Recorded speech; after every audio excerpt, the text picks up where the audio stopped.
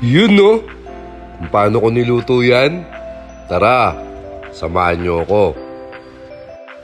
Wash muna natin yung ating pork belly at kinat ko lang yan into cubes. Hugasan natin ng mabuti yung pechay.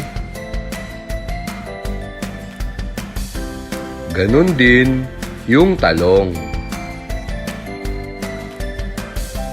Alam nyo ba kung bakit ko ginaganyan yan mga ka-food trip?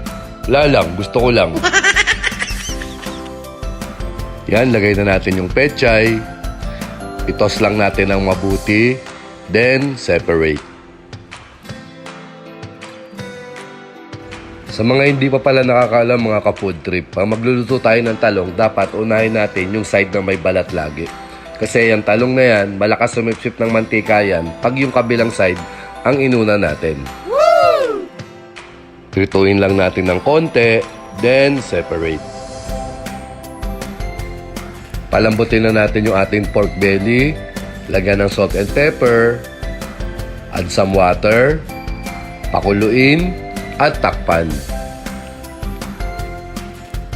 Yan, tuyo na yung tubig niya. Lutuin lang natin siya ng konti sa sarili niyang mantika at i-separate. Medyo maalat yung gantong klaseng bagoong alamang mga ka-food trip. Kaya hugasan muna natin ng gusto at pigain. Gisa na natin yung ating sibuyas at bawang. Lagay na natin yung ating bagoong alamang. Make sure lang mga ka-food trip na maluluto natin siya ng gusto para mabawasan din ang lansa nito. At yan, luto na yung ating bagoong alamang. Bawasan lang natin ng konti at ilagay na natin yung ating pork belly.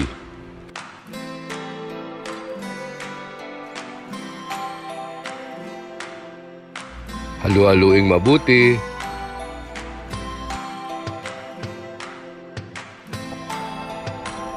Yan, lagay na natin yung pangalawang piga ng gata. Pakuluin at takpan. At yan, kumukulo na. Lagay na natin yung purong gata. Halu-haluin at takpan. At yan, kumukulo na ulit. Lagay na natin yung ating pechay. Ganon din yung talong. Sa pagluluto ng gulay mga ka-food trip, mas masarap talaga kung half cook lang ang mga ito. At syempre, para mas lalong sumarap, red chili. Lagyan ng pepper. At itos lang natin ito ng dahan-dahan para hindi madurog ang mga gulay. In about 20 seconds, pwede na natin siyang iserve.